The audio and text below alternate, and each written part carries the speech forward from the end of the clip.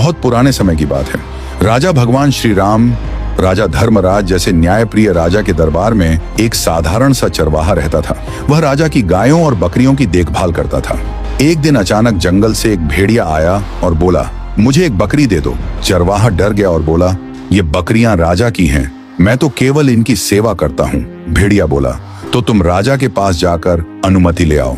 चरवाहा बोला, अगर मैं चला गया तो तुम झुंड पर हमला कर दोगे। भेड़िया बोला, मैं धर्म की कसम खाता हूँ, जब तक तुम वापस नहीं आओगे मैं इन बकरियों की रक्षा करूंगा। अगर मैंने धोखा दिया तो मेरी आने वाली पीढ़ी नष्ट हो जाए। कहते हैं उसकी बात सच साबित हुई। चरवाहा राजा से मिलने निकल पड़ा। रास्ते में उसने 3 अजीब दृश्य देखे। पहला दृश्य उसने देखा कि एक गाय अपनी ही बेटी का दूध पी रही है। वह सोच में पड़ गया, ये कैसा उल्टा काम है, इसमें जरूर कोई गूढ़ अर्थ है।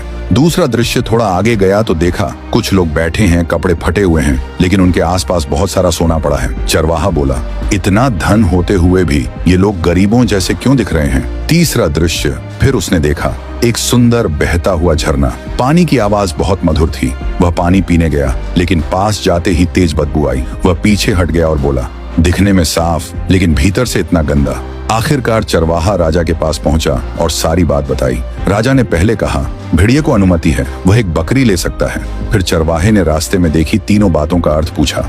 राजा मुस्कुराए और बोले, जो गाय अपनी बेटी का दूध पी रही थी वह आने वाले समय की निशानी है।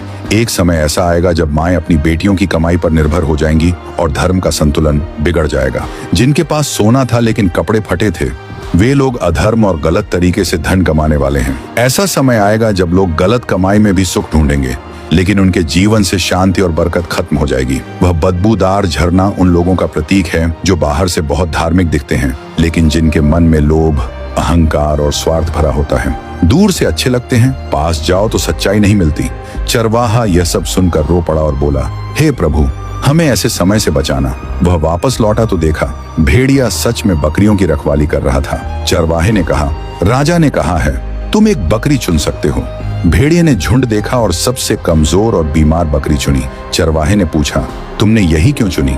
भेड़िया बोला, क्योंकि यह बकरी अपने ईश्वर का स्मरण नहीं करती थी। जो अपने सृष्टिकर्ता को भूल जाता है वह सबसे पहले कष्ट में पड़ता है। ये कहकर भेड़िया चला गया। चरवाहा सोचता रह गया, जो भगवान को भूल जाता है वही सबसे बड़ा नुकसान उठाता है। इस कहानी की सीख, हर समय ईश्वर का स्मरण करते रहो, अधर्म और गलत कमाई से दूर रहो, मन को साफ और सच्चा रखो, दिखावे की भक्ति नहीं सच्ची भक्ति करो। आओ आज हम सब मिलकर भगवान का नाम लें और अपने कर्मों को शुद्ध करें।